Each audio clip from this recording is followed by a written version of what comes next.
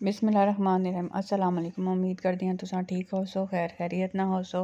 तो अज की साड़ी वीडियो है कोफ्ता बिरयानी, जी बहुत ही मज़ेदार तो बहुत ही टेस्टी तो एक यूनीक रेसिपी है जी तुहाडे नाल अज असां शेयर करें दे खड़े से। ठीक है, ये फाइनल लुक देखो कितनी मज़ेदार तो कितनी जड़ा है टेस्टी है। तुसा इंदी जड़ा है इहो तरीके दे नाल तुसा बीफ मटन चिकन दा ही कोफ्ते बना के ते उंदी बिरयानी बना सकते हो। ठीक है, तो अगर तुसा मेरे चैनल को सबसक्राइब नहीं किया तो मेरे चैनल को सबसक्राइब करो, अपने फ्रेंड्स एंड फैमिली दे नाल शेयर करो तो बैल आइकन के बटन को प्रेस करना जड़ा है तुसा नाम बुलाए उसको ज़रूर ज़रूर प्रेस करा। ये देखो साढ़े कोफ्ते कितने जूसी ते नरम बने। ठीक है, इनकी तैयारी किते जड़ियाँ जड़ियाँ साकू चीज़ां चाहिए ने वो असा गिनने चावल गिनने ने। ठीक है, जितने तुसा पकावने हैं भी असा 1 किलो कीमा गिनने उंदे च असा जड़े स्पाइसिस हैं सारे वेसन। ठीक है, ये प्याज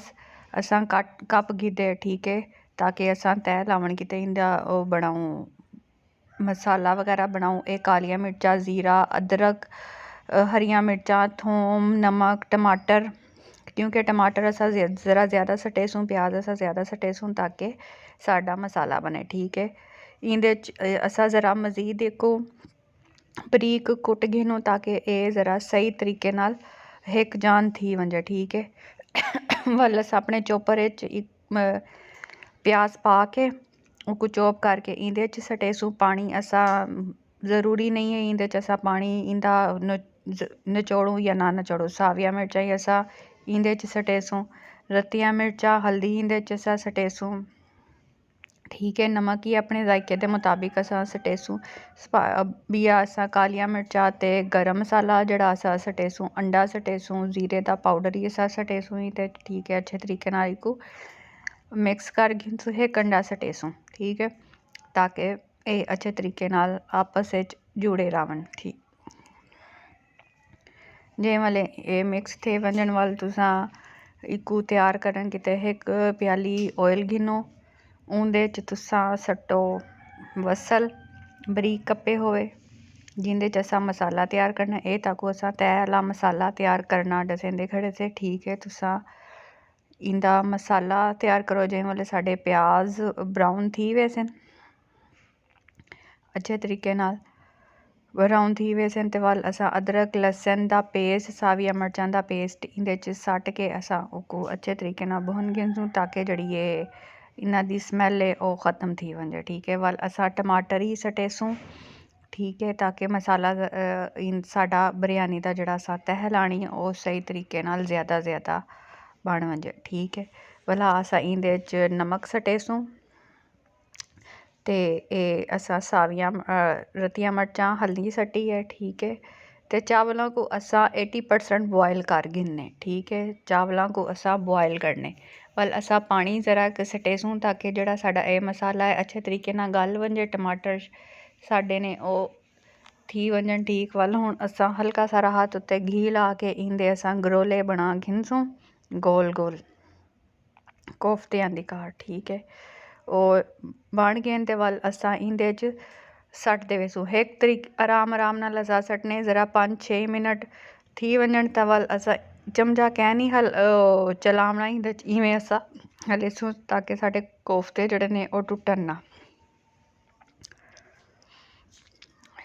अच्छे तरीके नाल तुसा इको इवें हिलाओ ते चमचा कै नहीं चलावना तुसा, क्योंकि हले साडे कोफ्ते कच्चे हैं जे वाले ज़रा पग वैसे वाला सा चमचा ही चला सकते से। ठीक है, ये हुण देखो साकू पता कोफ्ते साडे पक गए कच्चे कै नहीं ते हुण असा इंदे च सटेंदे खड़े से आलू बुखारा असा सटेसूँ भी असा दही सटेसूँ इंदे च उंदे च असा बिरयानी मसाला जड़ा ताकू भांदे तुसा ओह मिक्स करके तुसा सट्टो। ठीक है,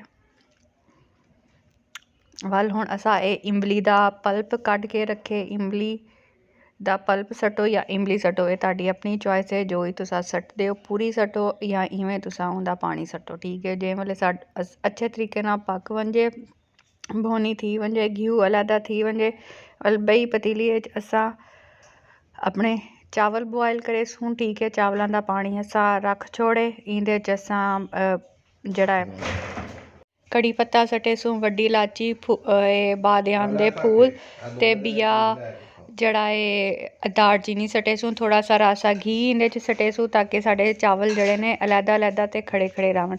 80% असां चावल बॉयल करेसूं।